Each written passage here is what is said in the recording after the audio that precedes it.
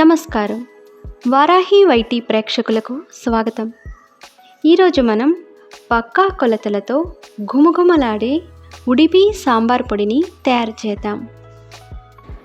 కావలసిన వస్తువులు: కందిపప్పు 1 కప్పు, శనగపప్పు 1/2 కప్పు, మినప్పప్పు 1/2 కప్పు, బియ్యం 1/2 కప్పు, ధనియాలు 1 కప్పు, ఎండు కొబ్బరి ముక్కలు 1 కప్పు, మిరియాలు 1/2 కప్పు, మెంతులు 1 చెంచా, పసుపు 1 చెంచా, జీలకర్ర 1 చెంచా, ఇంగువ, ఎండుమిర్చి, కరివేపాకు, సాల్ట్ 1 స్పూను, ఇంకా 1 అర చెంచా నూనె. ఇక తయారీ విధానం చూద్దాం.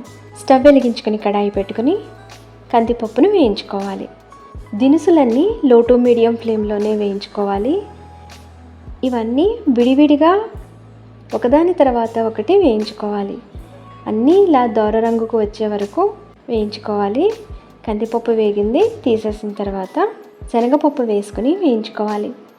శనగపప్పు కూడా దోర రంగుకు వచ్చిన తర్వాత తీసేసుకుని బియ్యం వేసుకుని వేయించుకోవాలి. బియ్యం ఎక్కువ వేగక్కర్లేదు, కొద్దిగా వేడెక్కితే సరిపోతుంది. కొన్ని సెకండ్లు ఒక్కసారి బియ్యం గింజ వేడెక్కే వరకు తిప్పి తీసేసుకోవాలి. తర్వాత మినప్పప్పు వేసుకుని వేయించుకోవాలి. బయట మార్కెట్లో కొనుక్కునే సాంబార్ పొడి కంటే ఇంట్లో తయారు చేసుకున్నది ఆరోగ్యానికి ఎంతో మంచిది. మీరందరూ తప్పకుండా ట్రై చేయండి. మినపప్పును కూడా దోర రంగు వచ్చే వరకు వేయించుకొని తీసేసుకోవాలి. తర్వాత మిరియాలు వేసుకోవాలి. మిరియాలు మనకి తేలికపాటి సువాసన వచ్చే వరకు వేయించుకోవాలి.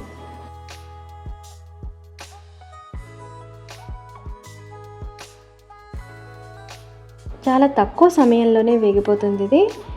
తర్వాత ధనియాలు వేసుకుని వేయించుకోవాలి. ధనియాలకు కూడా ఎక్కువ సమయం పట్టదు. కొద్దిగా వేగిన తర్వాత సువాసన రావడం తెలుస్తుంది మనకి. ధనియాలు వేగిన తర్వాత తీసేసుకుని మెంతులు వేసుకుని వేయించుకోవాలి. మెంతులు దోర రంగుకు మారే వరకు వేయించుకోవాలి. వేగాయి కదా, తీసేసుకుని జీలకర్ర వేసుకుని వేయించుకోవాలి.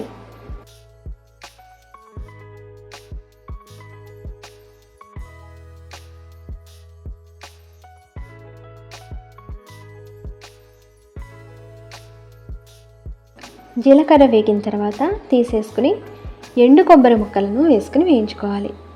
ఎండు కొబ్బరి కూడా ఎక్కువ వేగక్కర్లేదు, ఒక్కసారి కొద్దిగా ముక్క వేడెక్కే వరకు ఉంచుకొని తీసేసుకోవాలి. తర్వాత కల్లుప్పు వేసుకుని వేయించుకోవాలి. ఈ కొద్దిపాటి సాల్ట్ని పొడి నిల్వ ఉండడం కోసం వేస్తాము. కొంచెం ఉప్పురాయి వేడెక్కే వరకు ఉంచుకుని తీసేసుకోవాలి. ఇప్పుడు 1 అర చెంచా నూనె వేసుకుని 1 చెంచా ఇంగువను వేసుకోవాలి. ముద్దింగువ అయినా కూడా పర్వాలేదు.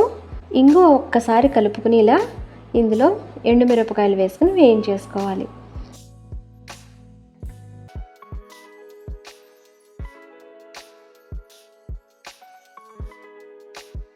మిరపకాయలు వేగిన తర్వాత తీసేసుకుని అందులో కడిగి ఆరబెట్టుకున్న కరివేపాకును వేసుకుని వేయించుకోవాలి.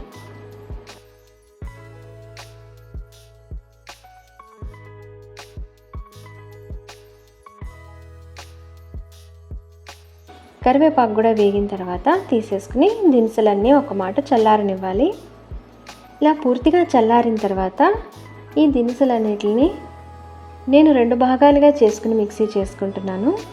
ఒక్కసారికి ఎక్కువ అయిపోతాయి కదా ఇవి, అందుకోసం.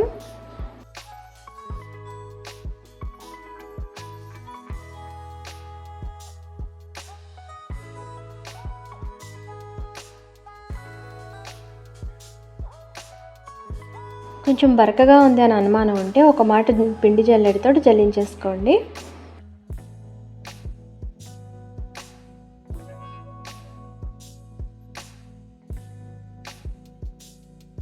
మిక్సీ చేసుకున్న తర్వాత ఒకసారి పిండి జల్లెడతో జల్లించుకోవాలి. అంతేనండి, సాంప్రదాయంగా చేసుకునే ఉడిపి సాంబార్ పొడి మనకి రెడీగా ఉంది. కడిగి ఆరబెట్టుకున్న డబ్బాలోకి తీసుకుని గట్టిగా మూత పెట్టుకుంటే 1 నెల వరకు నిల్వ ఉంటుంది. ఈ సాంబార్ పొడి ఘుమఘుమలాడుతూ సాంబార్ రుచిని మరింత పెంచుతుంది. ఈ సాంబార్ పొడిని మీరందరూ తప్పకుండా ట్రై చేయండి. మరొక మంచి రెసిపీతో మళ్ళీ కలుద్దాం. నమస్కారం.